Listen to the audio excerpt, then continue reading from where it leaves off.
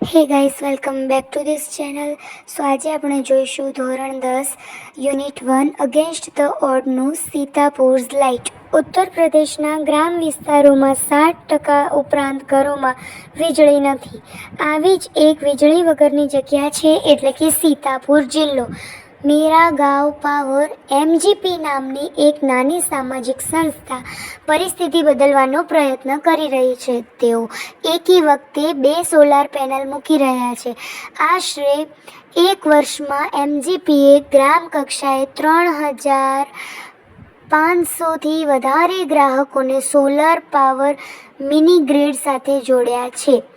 એક પછી એક ગામમાં એમજીપી ઓછી કિંમતના સોલર માઇક્રોગ્રીડ્સનું નેટવર્ક એટલે કે જાળું ઊભું કરી રહ્યું છે અને જેના દ્વારા ખર્ચ આપતા ગ્રાહકોને 2 એલઈડી લાઇટ અને એક મોબાઈલનું ચાર્જિંગ પોઈન્ટ અઠવાડિયે 25 રૂપિયાના દરે જોડી આપે છે.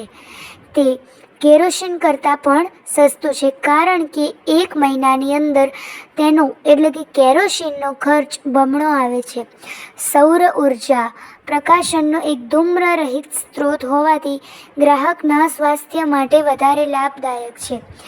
ગામડામાં માઇક્રોગ્રીડ ઊભી કરવી એ એક ભવ્ય પ્રસંગ હોય છે અને એ માટે દરેક જણ તેમાં રસ એટલે કે ઇન્ટરેસ્ટ પેદા કરતા હોય છે કે રસ લેતા હોય છે.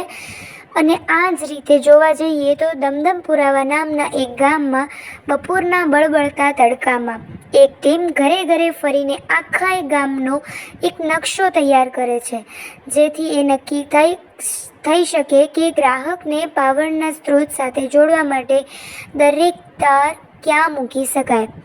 અમુક ગ્રાહકો આ કામની અંદર જોડાય છે જ્યારે કેટલાક બીજા લોકો ઊભા આદેશ આપે છે અથવા તો આ રસપ્રદ કાર્યને કુતૂહલપૂર્વક જુએ છે. પેનલ અને બેટરી ગોઠવવા માટે દરેક ગામના લોકોમાં એક મજબૂત ઈંટની દિવાલવાળા ઘરનું છાપરું પસંદ કરવામાં આવે છે.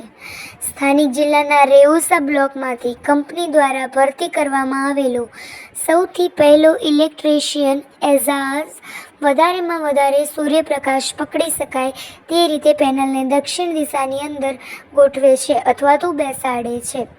આ લાઇટની અમે અમારા પર્યાવરણની રક્ષા કરીએ છીએ એટલે કે આ લાઇટના ઉપયોગથી અમે અમારા પર્યાવરણની રક્ષા કરીએ છીએ અને અમારા ઘરોમાં પણ પ્રદૂષણ થતું નથી.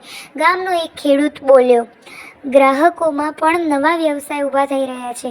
એક બીજો ખેડૂત કહે છે, એક ગામમાં ગ્રાહકો રાત્રે સાડી વણવામાં આ લાઇટનો ઉપયોગ કરે છે જ્યારે બીજા એક ગામમાં એક વ્યક્તિ માટે પ્લાસ્ટિકના ટેબલક્લોથ બનાવવાનો રાતનો વ્યવસાય બની ગયો છે, તેણે કહ્યું. અને આ સાથે રસોઈ અને ભોજન એટલે કે જમવાના સમય દરમિયાન લાઇટ હોય તો સારું રહે એવું ગામ લોકોનું વિચારવું છે અને દરેક માણસો પોતાના ભાવ આપે છે. અમારા બાળકો પણ હવે વધારે અભ્યાસ કરી શકે છે. સો આ પ્રમાણે આપણે જોયું ધોરણ 10 અગેન્સ્ટ ધ ઓડનું સીતાપુર્સ લાઇટ. અને મિત્રો, જો તમે ચેનલને સબસ્ક્રાઈબ ન કરી હોય તો do subscribe this channel, like the video અને બેલ આઇકોનને પ્રેસ કરવાનું ભૂલતા નહીં જેથી કરી તમને નોટિફિકેશન મળતી રહે. Thank you.